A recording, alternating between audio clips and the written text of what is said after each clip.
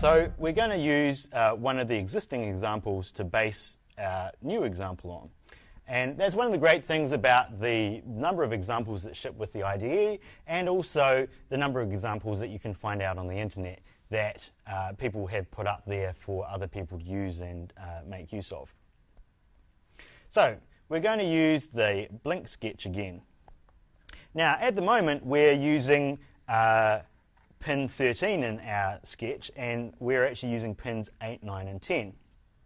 So there's a number of ways that we can handle this, and if we were going to be doing a lot of work like this, we would use something called an array to hold the different pin values.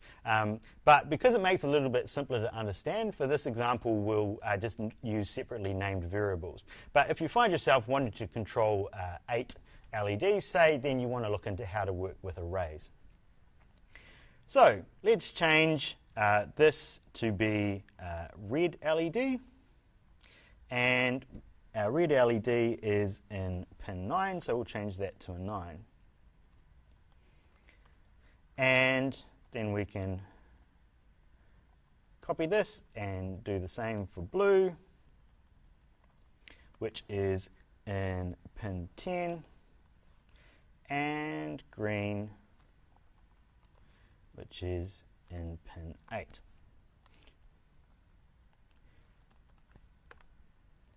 And then we also want to make sure that we set the pin mode for each of these to be output as well. So we make that the red LED is an output, the blue LED is an output, and the green LED is an output.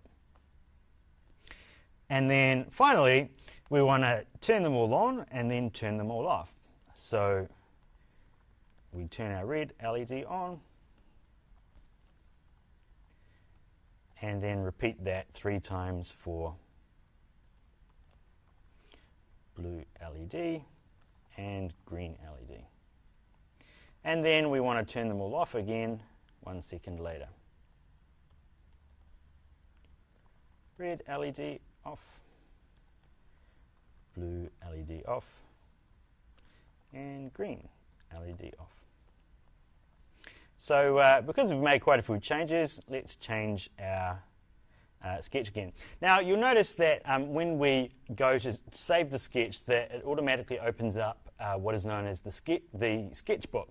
And so this is one location on your computer where all of your different Arduino projects can be saved. So you can set that in the preferences if you don't like the default location.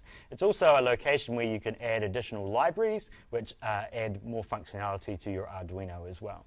So we'll call this our My Multiple Blink and save it.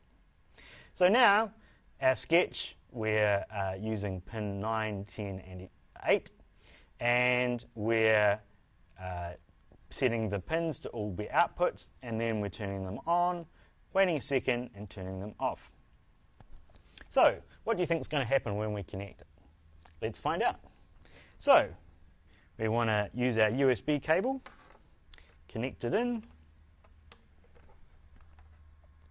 and then upload it. So it compiles our sketch and uploads. Once again, we get the sketch uploaded, and then we have our LEDs turning on and off.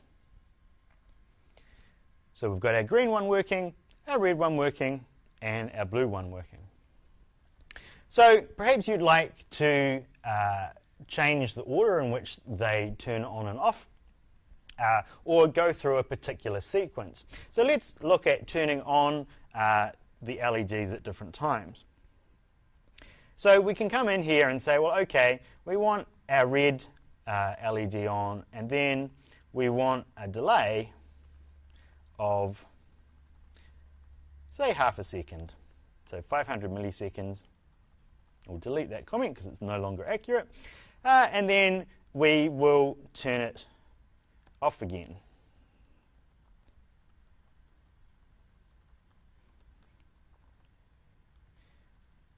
And then at the same time as we turn the red LED off, then we can turn the other LEDs on. And then wait for a second And let's say that we want to keep the blue LED on a little bit longer and then turn it off again at the end. And then, if you remember at the beginning, we need to make sure that we include a delay at the end of the loop if we want to. So let's include a longer delay there.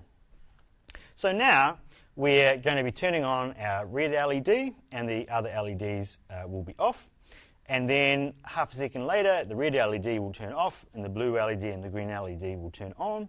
And then a second after that, the red LED, which is still off, so we don't need that line, the green LED will turn off. Then half a second after that, the blue LED will turn off, and then it'll wait, and then it'll go through the sequence again. So let's try uploading that sketch. So we upload, we see the TX and RX lights flashing, and then we have a different sequence of LEDs. So we've got our red light turning on, and then our green and blue, and then finally the green and blue turn off. So in the next section, we'll look at how you can independently control each LED and how you can have other things happening. Because at the moment, because we're using delays, as long as we're using delays, nothing else can happen. And so once you start interacting with sensors, you really want to be able to detect something and then turn an LED on and then do something else and then check to see whether it's time to turn the LED off again. So we'll look at that next.